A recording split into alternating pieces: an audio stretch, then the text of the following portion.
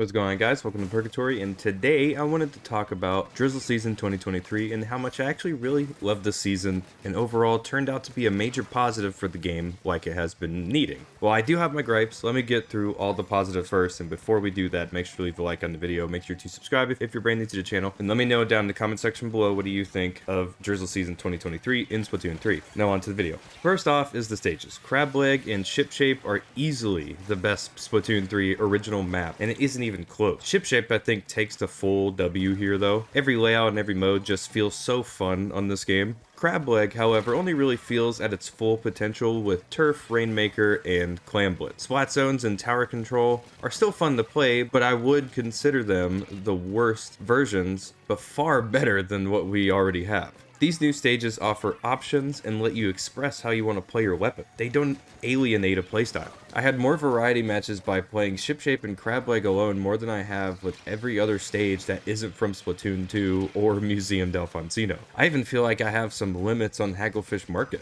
and that is my favorite Splatoon 3 original launch map. I could ramble on about their aesthetics for hours, but one thing I will sum it up to is the fact that Splatoon has never looked better. The pure vibes in Ship Shape and the high-rise feeling of Crab Leg both just capture that uniqueness and gives them their own identity. Not to throw shade at the other maps, but I really don't enjoy looking at most S2 maps that are in this game or the admittedly washed out colors of a few of the S3 original stages. The ink colors do make up for that, but without all the ink, they just don't hit as much as these new maps do. Barnacle and Dime, Umami Ruins, and Brine Mother have been hitting in the vibe department as well, though. Overall, I am satisfied with these stages. Now, you already know what I'm going to say about the heavy-headed Splatling. Is it overpowered? Not necessarily.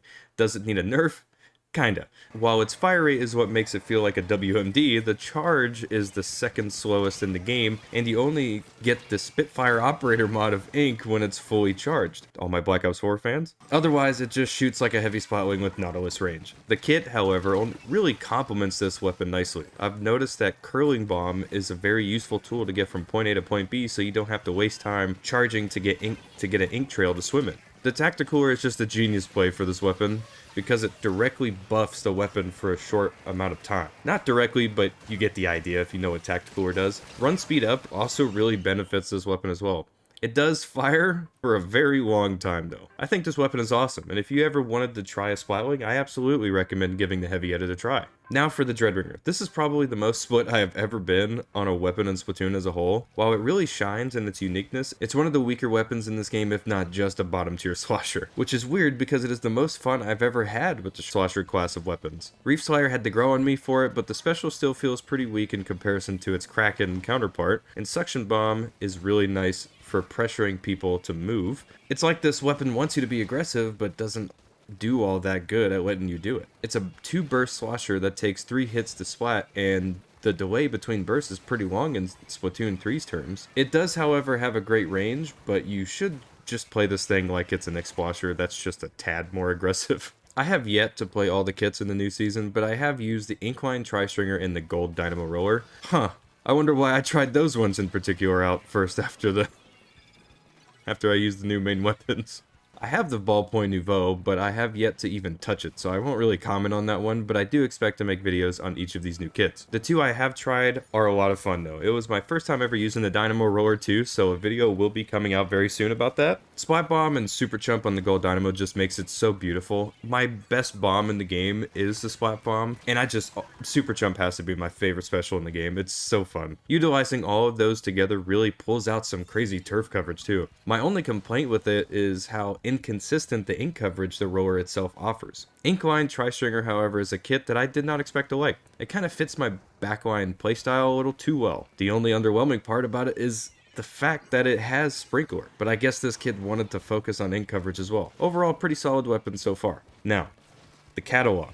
It's a touchy subject. While I think they could have handled it better, I don't necessarily mind the fact that they have repeating stuff. This is also the least amount of new items we ever got in a catalog because it's about 50 tiers of new items and a large majority of them don't really impress me much. The emotes are pretty cool though. As a whole, it's just a pretty underwhelming catalog, not really much to say about it at this point. So I've seen a good amount of Salmon Run players not really like the content they got because it's mostly recycle stuff, but personally, I welcome more options to grind more stuff. Even if the gear was in the game before this, it is still nice to have it in one place rather than having to go back to the previous game to look at it, play it, or even appreciate it in general. Salmon and Smokeyard is pretty sick, and one of the best S2 maps to benefit from the egg throwing mechanic in my opinion. Pretty small, but I do really love it. Big run on Umami Ruins was actually a lot of fun too, but I put the stage at about middle of the pack. I still think Wahoo World and Undertow are my favorite big run stages still, but I still wish we got big run more often though. The Grisco dualies are so fun, and might be my new favorite Grisco weapon due to its ridiculousness with the dodge rolls. Also, the Dreadringer is just so much better in Salmon Run than it is in multiplayer. I mean, my goodness. Now, last thing we will talk about is something that is a pro and con for me, and that is the new Shell Out Machine items. They added 80 new banners and 400 new titles, something they didn't really advertise in the one trailer they did for Drizzle Season 2023 for some reason. I think a lot of the negative reception would have been lessened if they shown that much at least. He only really showed the new maps, cards, weapons, and the adjust gear option. I don't know. They didn't even show off Big Run, Splatfest, or even the new Grisco dualies in the trailer. They instead announced all that on Twitter. Not X. X is a stupid name.